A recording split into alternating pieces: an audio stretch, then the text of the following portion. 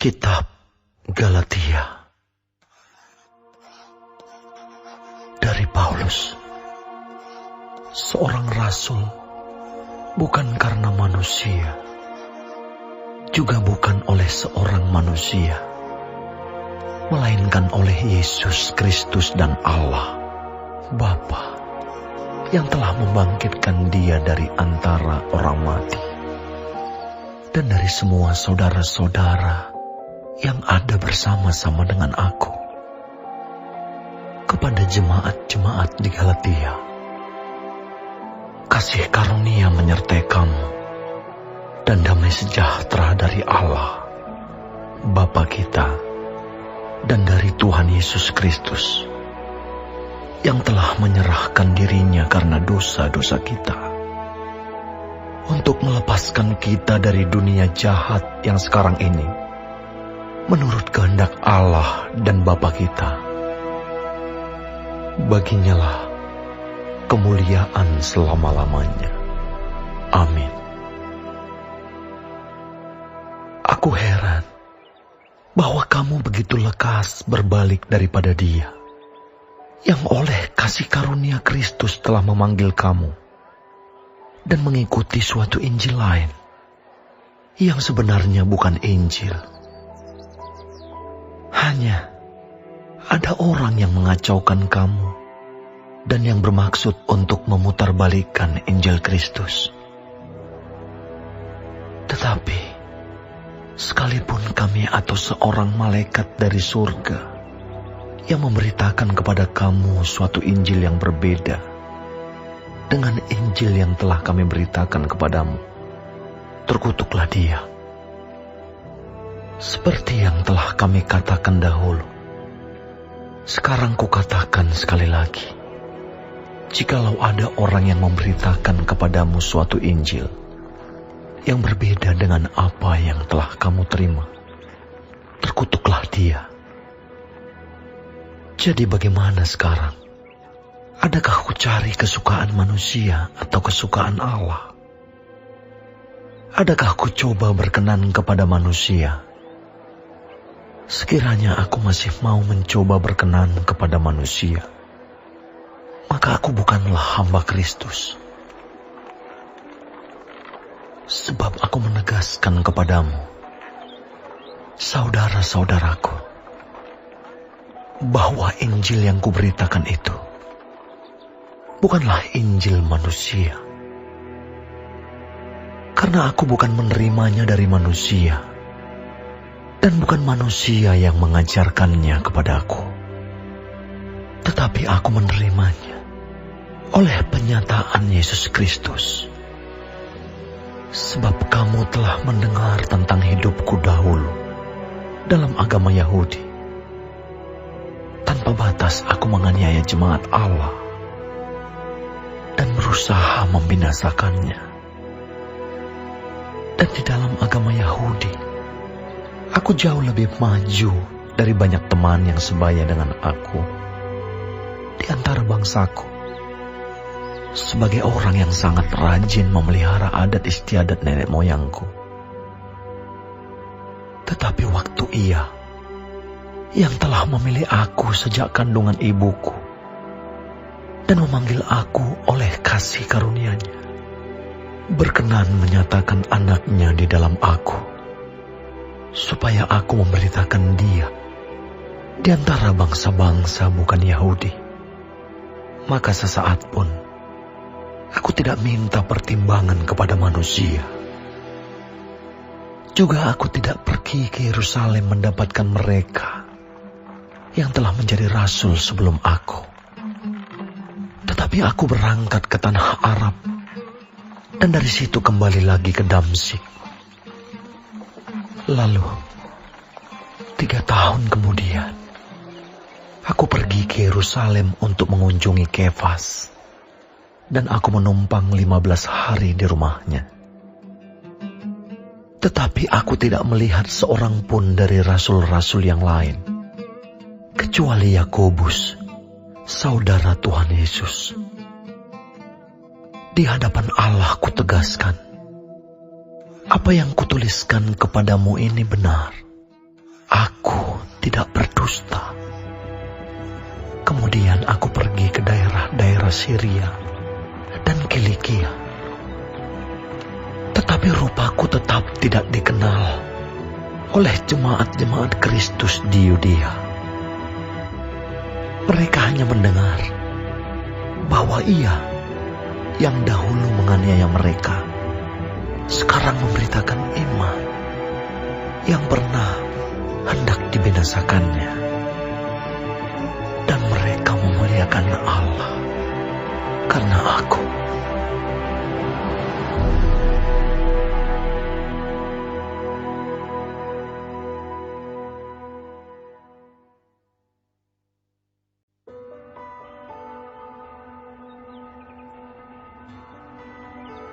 Kemudian, setelah lewat 14 tahun, aku pergi pula ke Yerusalem dengan Barnabas, dan Titus pun kubawa juga. Aku pergi berdasarkan suatu penyataan, dan kepada mereka kubentangkan Injil yang kuberitakan di antara bangsa-bangsa bukan Yahudi, dalam percakapan tersendiri kepada mereka yang terpandang, supaya jangan dengan percuma aku berusaha atau telah berusaha. Tetapi kendati pun Titus yang bersama-sama dengan aku adalah seorang Yunani, namun ia tidak dipaksa untuk menyunatkan dirinya. Memang ada desakan dari saudara-saudara palsu yang menyusup masuk, yaitu mereka yang menyelundup ke dalam untuk menghadang kebebasan kita yang kita miliki di dalam Kristus Yesus, supaya dengan jalan itu mereka dapat memperhambakan kita. Tetapi sesaat pun kami tidak mau mundur dan tunduk kepada mereka, agar kebenaran Injil dapat tinggal tetap pada kamu. Dan mengenai mereka yang dianggap terpandang itu, bagaimana kedudukan mereka dahulu, itu tidak penting bagiku. Sebab Allah tidak memandang muka. Bagaimanapun juga, mereka yang terpandang itu tidak memaksakan sesuatu yang lain kepadaku. Tetapi sebaliknya, setelah mereka melihat bahwa kepadaku telah dipercayakan pemberitaan Injil untuk orang-orang tak bersunat, sama seperti kepada Petrus untuk orang-orang bersunat, karena ia yang telah memberikan kekuatan kepada Petrus untuk menjadi rasul bagi orang-orang bersunat, ia juga yang telah memberikan kekuatan kepadaku untuk orang-orang yang tidak bersunat. Dan setelah melihat kasih karunia yang dianugerahkan kepadaku, maka Yakobus, Kefas, dan Yohanes yang dipandang sebagai suku guru jemaat berjabat tangan dengan aku dan dengan Barnabas sebagai tanda persekutuan, supaya kami pergi kepada orang-orang yang tidak bersunat dan mereka kepada orang-orang yang bersunat. Hanya kami harus tetap mengingat orang-orang miskin, dan memang itulah yang sungguh-sungguh kuusahakan melakukannya. Tetapi waktu Kefas datang ke Antiokhia, aku berterang-terang menentangnya, sebab ia salah. Karena sebelum beberapa orang dari kalangan Yakobus datang, ia makan sehidangan dengan saudara-saudara yang tidak bersunat. Tetapi setelah mereka datang, ia mengundurkan diri dan menjauhi mereka karena takut akan saudara-saudara yang bersunat. Dan orang-orang Yahudi yang lain pun turut berlaku munafik dengan dia. sehingga Barnabas sendiri turut terseret oleh kemunafikan mereka.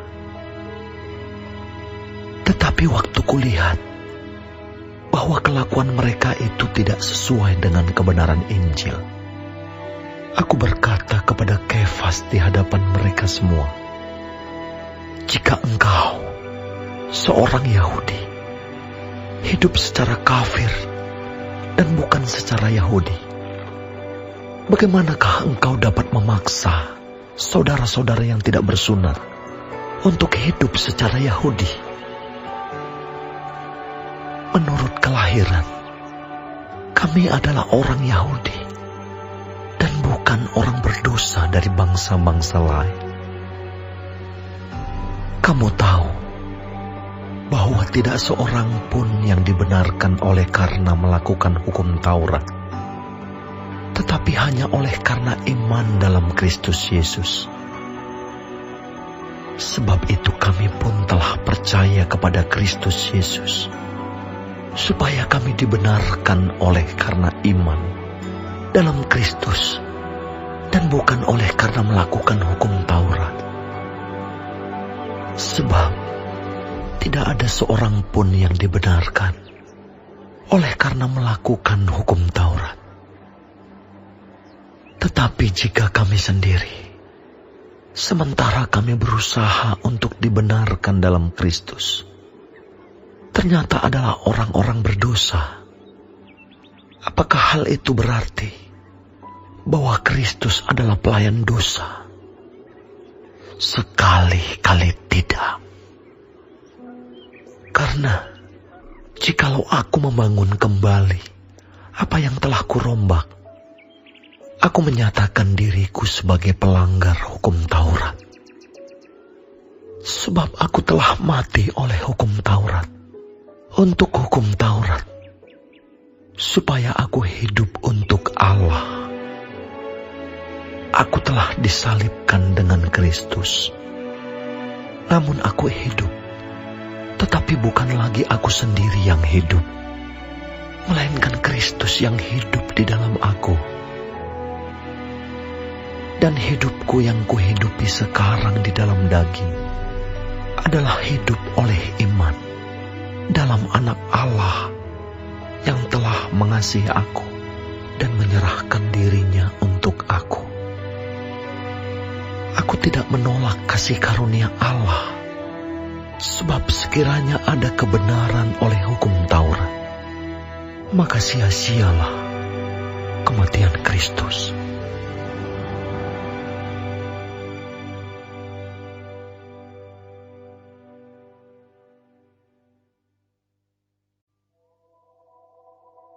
Hai orang-orang Galatia yang bodoh, siapakah yang telah mempesona kamu? Bukankah Yesus Kristus yang disalibkan itu telah dilukiskan dengan terang di depanmu? Hanya ini yang hendak ku ketahui daripada kamu. Adakah kamu telah menerima Roh karena melakukan hukum Taurat, atau karena percaya kepada pemberitaan Injil? Adakah kamu sebodoh itu? Kamu telah mulai dengan Roh. Maukah kamu sekarang mengakhirinya di dalam daging? Sia-siakah semua yang telah kamu alami sebanyak itu? Masakan sia-sia? Jadi bagaimana sekarang? Apakah Ia yang menganugerahkan Roh kepada kamu dengan berlimpah-limpah, dan yang melakukan mukjizat di antara kamu berbuat demikian karena kamu melakukan hukum Taurat, atau karena kamu percaya kepada pemberitaan Injil? Secara itu jugalah Abraham percaya kepada Allah, maka Allah memperhitungkan hal itu kepadanya sebagai kebenaran. Jadi kamu lihat bahwa mereka yang hidup dari iman, mereka itulah anak-anak Abraham.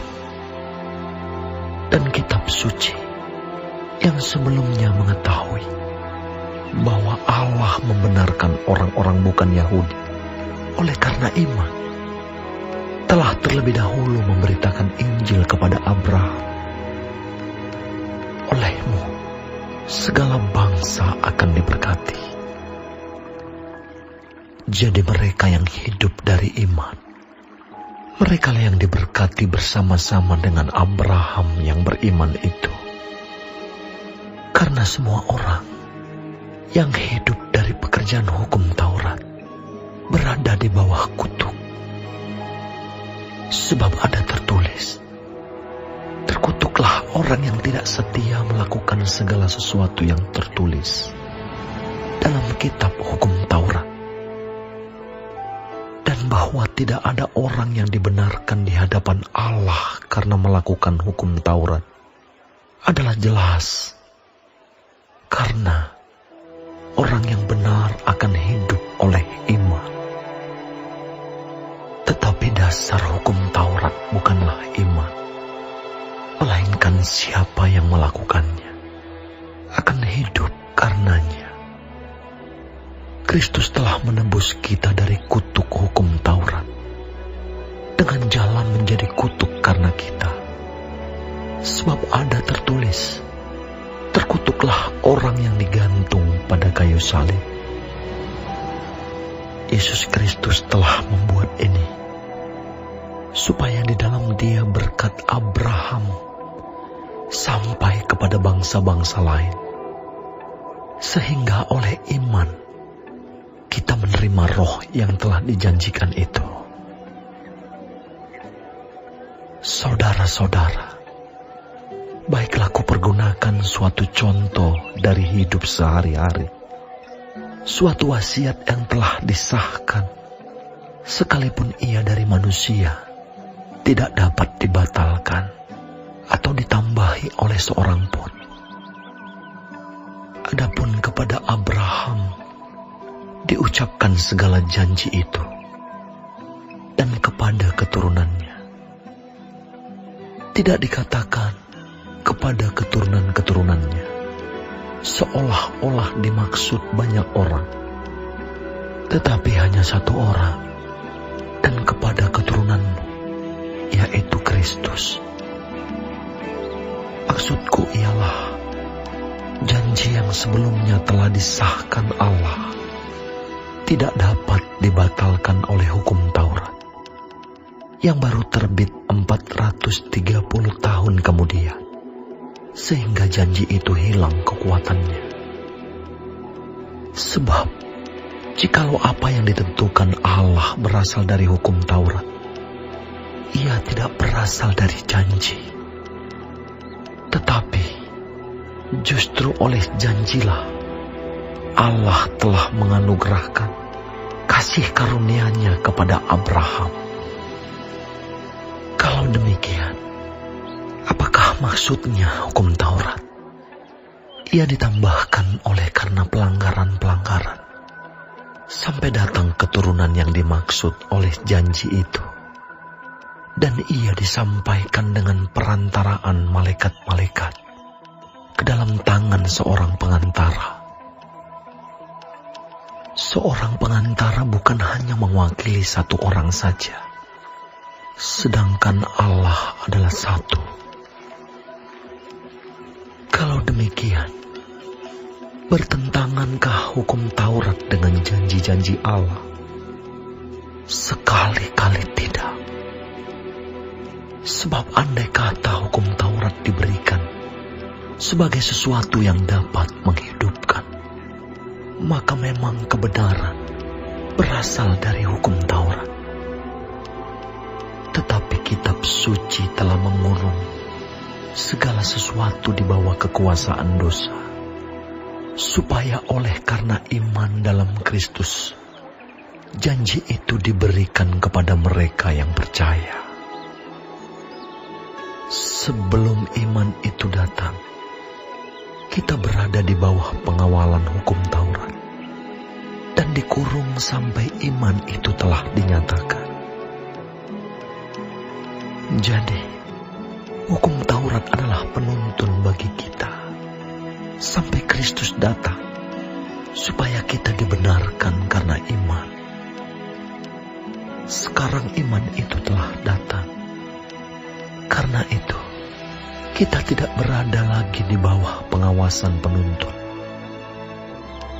Sebab kamu semua adalah anak-anak Allah karena iman di dalam Yesus Kristus. Karena kamu semua yang dibaptis dalam Kristus telah mengenakan Kristus. Dalam hal ini, tidak ada orang Yahudi atau orang Yunani. Tidak ada hamba atau orang merdeka. Tidak ada laki-laki atau perempuan. Karena kamu semua adalah satu di dalam Kristus Yesus. Dan jikalau kamu adalah milik Kristus, maka kamu juga adalah keturunan Abraham dan berhak menerima janji Allah.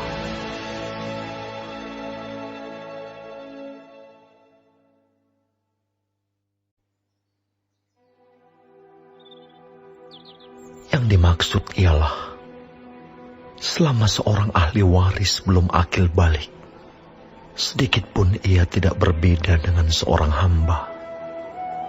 Sungguh pun ia adalah tuan dari segala sesuatu. Tetapi ia berada di bawah perwalian dan pengawasan, sampai pada saat yang telah ditentukan oleh Bapanya. Demikian pula kita. Selama kita belum akil balik, kita takluk juga kepada roh-roh dunia. Tetapi setelah genap waktunya, maka Allah mengutus anaknya yang lahir dari seorang perempuan dan takluk kepada hukum Taurat. Ia diutus untuk menebus mereka yang takluk kepada hukum Taurat, supaya kita diterima menjadi anak. Dan karena kamu adalah anak, maka Allah telah menyuruh roh anaknya ke dalam hati kita, yang berseru, "Ya Aba, ya Bapa." Jadi kamu bukan lagi hamba, melainkan anak. Jikalau kamu anak, maka kamu juga adalah ahli-ahli waris oleh Allah. Dahulu, ketika kamu tidak mengenal Allah, kamu memperhambakan diri kepada Allah-Allah yang pada hakikatnya bukan Allah. Tetapi sekarang, sesudah kamu mengenal Allah, atau lebih baik, sesudah kamu dikenal Allah, bagaimanakah kamu berbalik lagi kepada roh-roh dunia yang lemah dan miskin, dan mau mulai memperhambakan diri lagi kepadanya? Kamu dengan teliti memelihara hari-hari tertentu, bulan-bulan, masa-masa yang tetap, dan tahun-tahun. Aku khawatir kalau susah payahku untuk kamu telah sia-sia. Aku minta kepadamu, saudara-saudara, jadilah sama seperti aku, sebab aku pun telah menjadi sama seperti kamu. Belum pernah kualami sesuatu yang tidak baik daripadamu. Kamu tahu bahwa aku pertama kali telah memberitakan Injil kepadamu oleh karena aku sakit pada tubuhku. Sungguh pun demikian keadaan tubuhku itu, yang merupakan pencobaan bagi kamu. Namun kamu tidak menganggapnya sebagai sesuatu yang hina dan yang menjijikkan. Tetapi kamu telah menyambut aku sama seperti menyambut seorang malaikat Allah, malahan sama seperti menyambut Kristus Yesus sendiri. Betapa bahagianya kamu pada waktu itu. Dan sekarang, di manakah bahagiamu itu? Karena aku dapat bersaksi tentang kamu, bahwa jika mungkin, kamu telah mencungkil matamu dan memberikannya kepadaku. Apakah dengan mengatakan kebenaran kepadamu, aku telah menjadi musuhmu? Mereka dengan giat berusaha untuk menarik kamu, tetapi tidak dengan tulus hati, karena mereka mau mengucilkan kamu, supaya kamu dengan giat mengikuti mereka. Memang baik kalau orang dengan giat berusaha menarik orang lain dalam perkara-perkara yang baik, asal pada setiap waktu, dan bukan hanya bila aku ada di antaramu.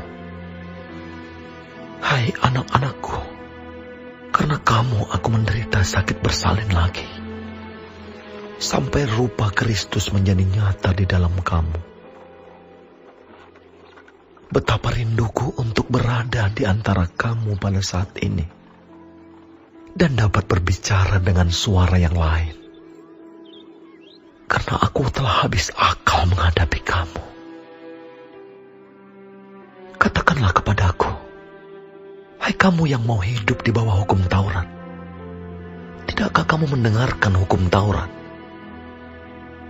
Bukankah ada tertulis bahwa Abraham mempunyai 2 anak, seorang dari perempuan yang menjadi hambanya, dan seorang dari perempuan yang merdeka?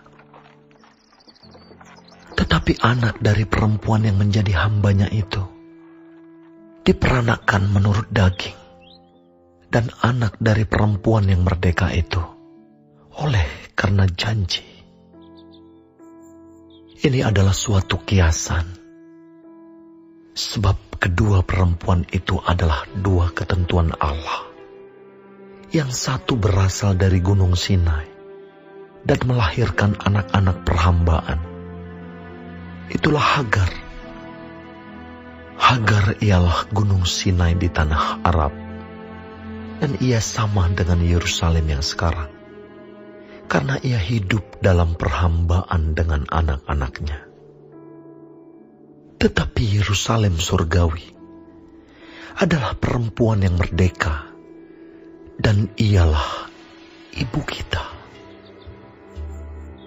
Karena ada tertulis, bersukacitalah hai si mandul yang tidak pernah melahirkan, bergembira dan bersorak-sorailah, hai engkau yang tidak pernah menderita sakit bersalin, sebab yang ditinggalkan suaminya akan mempunyai lebih banyak anak daripada yang bersuami.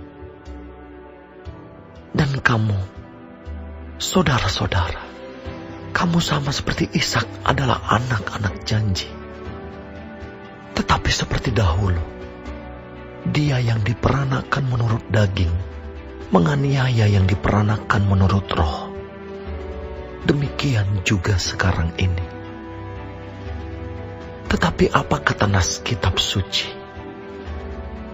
Usirlah hamba perempuan itu beserta anaknya, sebab anak hamba perempuan itu tidak akan menjadi ahli waris bersama-sama dengan anak perempuan merdeka itu.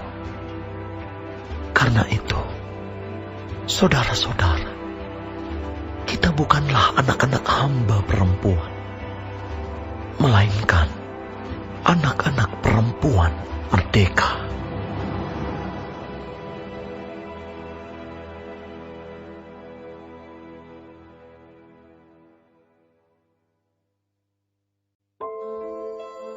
Supaya kita sungguh-sungguh merdeka, Kristus telah memerdekakan kita. Karena itu berdirilah teguh, dan jangan mau lagi dikenakan kuk perhambaan. Sesungguhnya, aku, Paulus, berkata kepadamu, jikalau kamu menyunatkan dirimu, Kristus sama sekali tidak akan berguna bagimu. Sekali lagi aku katakan kepada setiap orang yang menyunatkan dirinya, bahwa ia wajib melakukan seluruh hukum Taurat. Kamu lepas dari Kristus. Jikalau kamu mengharapkan kebenaran oleh hukum Taurat, kamu hidup di luar kasih karunia. Sebab oleh roh Dan karena iman, kita menantikan kebenaran yang kita harapkan.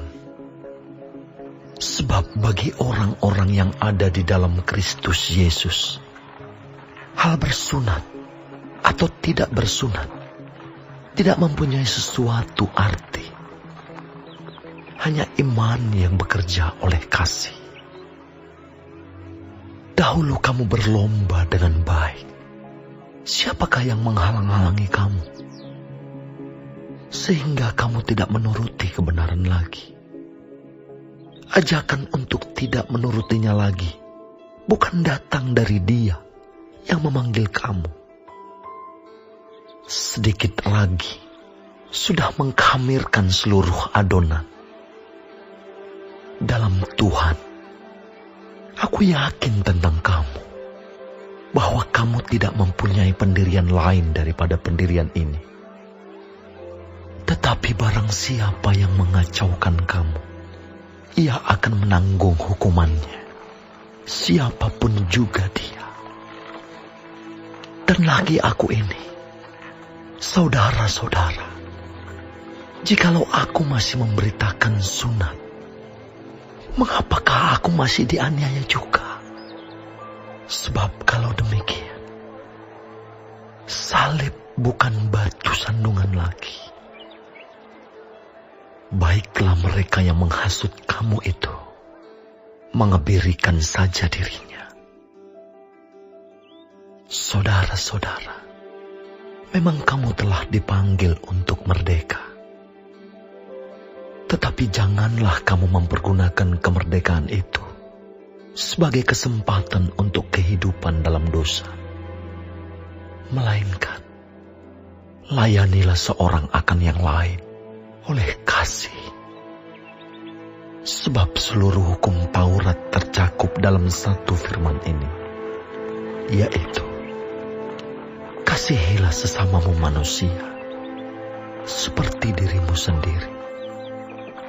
Tetapi, jikalau kamu saling menggigit dan saling menelan, awaslah supaya jangan kamu saling membinasakan.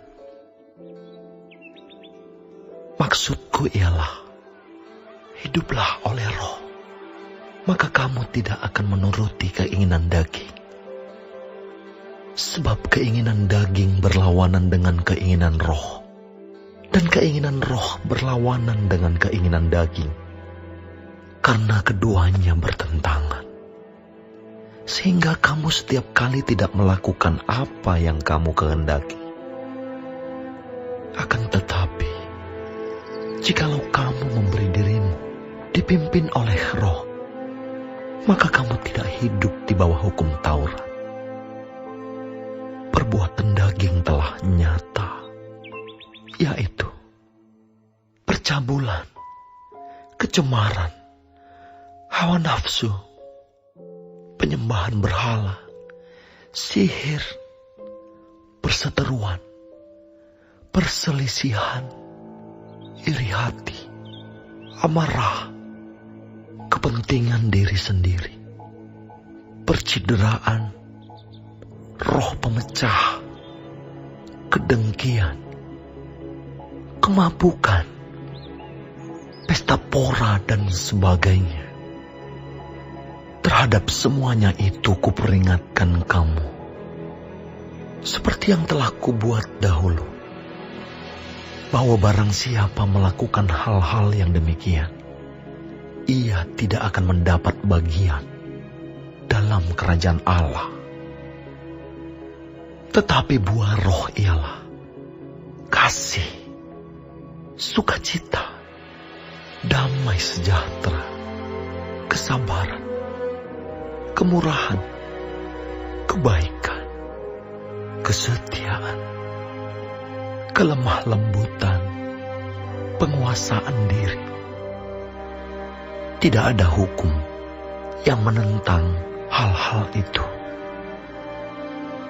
Barang siapa menjadi milik Kristus Yesus, ia telah menyalibkan daging dengan segala hawa nafsu dan keinginannya. Jikalau kita hidup oleh Roh, baik baiklah hidup kita juga dipimpin oleh Roh. Dan janganlah kita gila hormat. Janganlah kita saling menantang dan saling mendengki.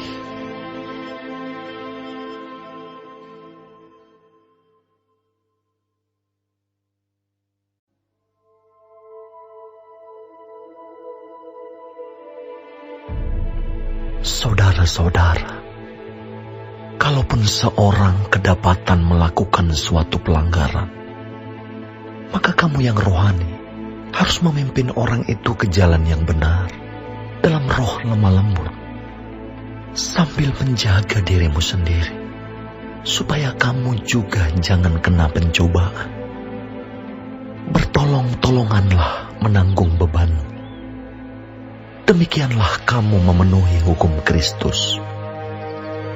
Sebab kalau seorang menyangka bahwa ia berarti, padahal ia sama sekali tidak berarti, ia menipu dirinya sendiri. Baiklah tiap-tiap orang menguji pekerjaannya sendiri, maka ia boleh bermegah melihat keadaannya sendiri dan bukan melihat keadaan orang lain. Sebab tiap-tiap orang akan memikul tanggungannya sendiri. Dan baiklah dia yang menerima pengajaran dalam firman, membagi segala sesuatu yang ada padanya dengan orang yang memberikan pengajaran itu. Jangan sesaat. Allah tidak membiarkan dirinya dipermainkan. Karena apa yang ditabur orang, itu juga yang akan dituainya. Sebab barang siapa menabur dalam dagingnya, ia akan menuai kebinasaan dari dagingnya. Tetapi barang siapa menabur dalam roh, ia akan menuai hidup yang kekal dari roh itu. Janganlah kita jemu-jemu berbuat baik, karena apabila sudah datang waktunya, kita akan menuai. Jika kita tidak menjadi lemah. Karena itu, selama masih ada kesempatan bagi kita, marilah kita berbuat baik kepada semua orang, tetapi terutama kepada kawan-kawan kita seiman. Lihatlah bagaimana besarnya huruf-huruf yang kutulis kepadamu dengan tanganku sendiri. Mereka yang secara lahiriah suka menonjolkan diri. Mereka lah yang berusaha memaksa kamu untuk bersunat, hanya dengan maksud supaya mereka tidak dianiaya karena salib Kristus. Sebab mereka yang menyunatkan dirinya pun tidak memelihara hukum Taurat, tetapi mereka menghendaki supaya kamu menyunatkan diri, agar mereka dapat bermegah atas keadaanmu yang lahiriah. Tetapi aku sekali-kali tidak mau bermegah, selain dalam salib Tuhan kita Yesus Kristus. Sebab olehnya dunia telah disalibkan bagiku, dan aku bagi dunia. Sebab bersunat atau tidak bersunat tidak ada artinya, tetapi menjadi ciptaan baru, itulah yang ada artinya. Dan semua orang yang memberi dirinya dipimpin oleh patokan ini, turunlah kiranya damai sejahtera dan rahmat atas mereka dan atas Israel milik Allah. Selanjutnya, janganlah ada orang yang menyusahkan aku, karena pada tubuhku ada tanda-tanda milik Yesus. Kasih karunia Tuhan kita Yesus Kristus menyertai roh kamu, saudara-saudara. Amin.